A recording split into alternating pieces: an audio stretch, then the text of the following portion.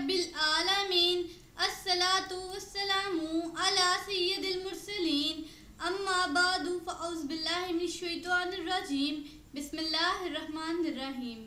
ہماری کسی بھی ویڈیو میں کوئی بھی ایک لفظ بھی آپ ایسا نہ پائیں گے جو اللہ تعالیٰ کے حکم اور اس کے نبی اکرم صلی اللہ علیہ وآلہ وسلم کی تعلیمات سے ہٹ کر ہو۔ آپ سے گزارش ہے ہماری ویڈیوز کو آگے شیئر کریں، ہو سکتا ہے یہ عمل آپ کی اور ہماری نجات کا سبب بنے، اور ہماری ویڈیوز کو آخر تک دھیان سے سنیں، یقیناً آپ کی زندگی بدل جائے گی۔ بسم اللہ الرحمن الرحیم۔ حرب فجار پارٹ 2۔ براز کے اس قتل و غارت کی خبر قریش کو اس وقت ملی جب وہ عکاظ کی منڈی میں اپنے خیموں میں امن و سکون کے ساتھ اپنے کاروبار میں مشغول تھے۔ عکاظ ایک جگہ کا نام ہے جو طائف سے تقریباً 10 میل کے فاصلے پر ہے۔ جب یہ خبر اس موقع پر قریش کو پہنچی تو انہوں نے مشورہ کے لیے ایک خصوصی مجلس مشاورت کا اہتمام کیا۔ بنو قیس نے جب یہ سنا کہ براز نے ان کا سردار عروہ الرحال کو قتل کر دیا ہے تو وہ ابو برا بن مالک کی قیادت میں جنگ کے لیے تیار ہو کر نکلے۔ اتنے میں قریش حدود حرم میں داخل ہو گئے تھے۔ بنو قیس نے بلند آواز سے اعلان کیا، اے گروہ قریش، ہم اللہ تعالیٰ کے ساتھ وعدہ کرتے ہیں کہ عروہ کا خون رائیگاں نہیں جانے دیں گے، اور تم میں سے ایک بڑے سردار کو اس کے بدلے میں قتل کریں گے، اور آئندہ سال انہیں ایام میں ہمارا تمہارا مقابلہ ہوگا، اسی ایام میں تمہارا اور ہمارا مقابلہ ہوگا۔ حرب بن امیہ جو قریش کا سالار تھا، اس نے اپنے بیٹے ابو سفیان کو کہا کہ تم انہیں کہو کہ ہمارا تمہارا مقابلہ آئندہ سال اسی دن اسی مقام پر ہوگا۔ اگلے سال قریش اپنے تمام حلفاء بنو کنانہ، احابیش اور بنو اسد کے ساتھ پوری طرح مسلح ہو کر بنو حوازن کا مقابلہ کرنے کے لیے تاریخ مقررہ پر میدان میں نکلے۔ عبداللہ بن جدعان نے 100 تیر اندازوں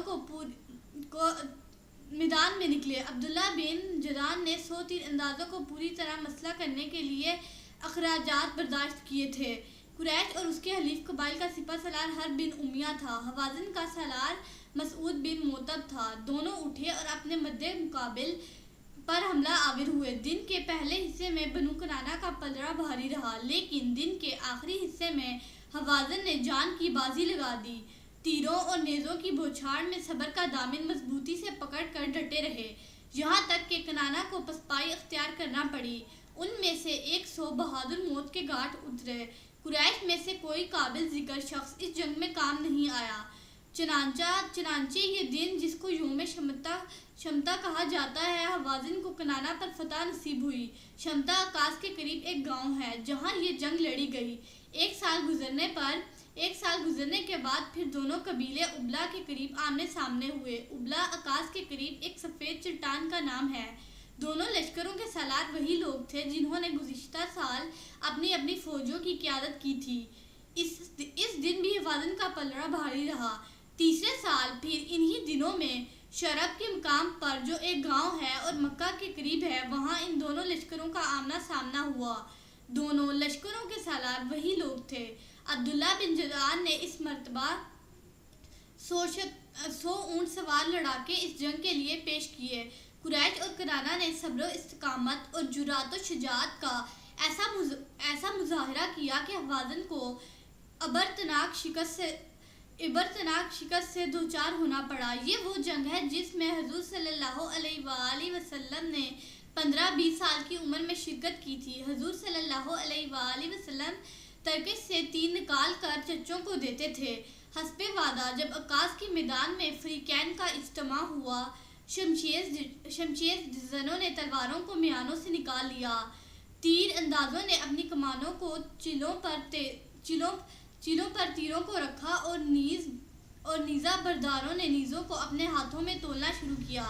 قریب تھا کہ جنگ شروع ہو جائے اور دونوں قبیلے اپنے بہادر نوجوانوں کو لقمہ اجل بنا کر تباہ و برباد ہو جائیں۔ عتبہ بن ربیعہ اپنے اونٹ پر سوار ہو کر میدان میں نکلا اور بلند آواز سے فریقین کو مخاطب کیا، اے مضر کے فرزندوں، یہ تو بتاؤ تم کیوں ایک دوسرے کا خون بہانے اور ایک دوسرے کو موت کی بھینٹ چڑھانے پر تلے ہوئے ہو؟ حوازن کی طرف سے آواز آئی، اے عتبہ تم ہمیں کس چیز کی طرف بلاتے ہو؟ عتبہ نے کہا صلح کی طرف۔ انہوں نے پوچھا اس کی عملی صورت کیا ہے؟ عتبہ نے کہا جتنے تمہارے مقتول ہیں ہم ان کی دیت تمہیں ادا کریں گے اور ان دیتوں کی ادائیگی تک ہم اپنے بچے تمہارے پاس بطور رہن رکھیں گے اور ان جنگوں میں جو ہمارے لوگ قتل ہوئے ہیں ان کا خون ہم تمہیں معاف کر دیتے ہیں۔ انہوں نے پوچھا ہمارے پاس اس بات کی کیا ضمانت ہے کہ تم ان شرائط کو پورا کرو گے؟ عتبہ نے کہا میں خود ضمان ہوں۔ انہوں نے پوچھا تم ہو کون؟ اس نے کہا میں عتبہ ہوں، ربیعہ کا بیٹا۔ چنانچہ اس بات پر صلح ہو گئی۔ قریش بنی کنانہ نے اپنے 40 آدمی بطور یرغمال ان کی طرف بھیج دیے۔ ان 40 میں حکیم بن حزام جیسی شخصیت بھی تھی۔ جب بنی عامر نے ان 40 آدمیوں کو اپنے قبضے میں پایا جو بطور رہن ان کے پاس بھیجے گئے تھے تو انہوں نے بھی اپنے مقتولوں کی دیتوں کو معاف کر دیا۔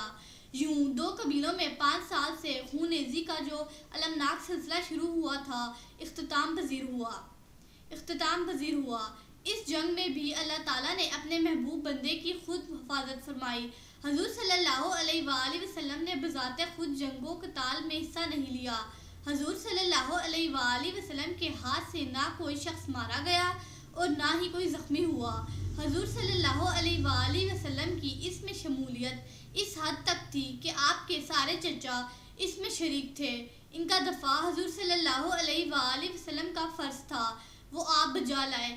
چنانچہ اس جنگ میں اپنے کردار کے بارے میں حضور صلی اللہ علیہ وآلہ وسلم ارشاد فرماتے ہیں کہ میرے چچا دشمن پر تیر برساتے تھے اور میں ترکش سے تیر نکال کر انہیں دیا کرتا تھا۔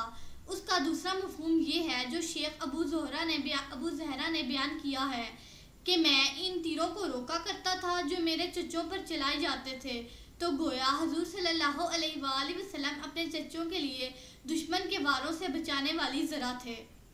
بسم اللہ الرحمن الرحیم۔ صلی اللہ علی حبیبہ سیدنا محمد وآلہ وصحبہ وسلم۔ اس درود پاک کے بے شمار فوائد ہیں۔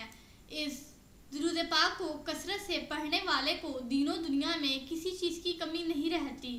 سکون قلب کی دولت سے مالا مال ہو جاتا ہے، دشمن دوست بن جاتا ہے۔ اگر کوئی چاہے دل کی کدورت، کینہ، دل کا میل، بغض، حسد اور اخلاق رذیلہ دور ہو جائیں تو اس درود پاک کو کثرت سے پڑھیں۔ This درود has numerous benefits. There is no lack of anything in the religion and a word for reciter. Peace become rich with the wealth of the heart, and enemy becomes a friend. If anyone wants the darkness of heart, malice, anger, dirt of heart, and ethical behavior get away, so recite this durood frequently. سیرت النبی صلی اللہ علیہ وآلہ وسلم کا یہ سلسلہ جاری رہے گا۔ حضرت محمد صلی اللہ علیہ وآلہ وسلم کی حیات طیبہ کا ہر ایک پہلو بیان کیا جائے گا۔ آپ سے گزارش ہے ہماری اور اپنی بھلائی کے لیے ہمارے ویڈیوز کو دیکھتے رہیے۔ اگر آپ کو ہماری آج کی ویڈیو پسند آئی ہے تو اس کو لائک کریں۔ اللہ تعالی ہمارا اور آپ کا حامی و ناصر ہو۔ شکریہ۔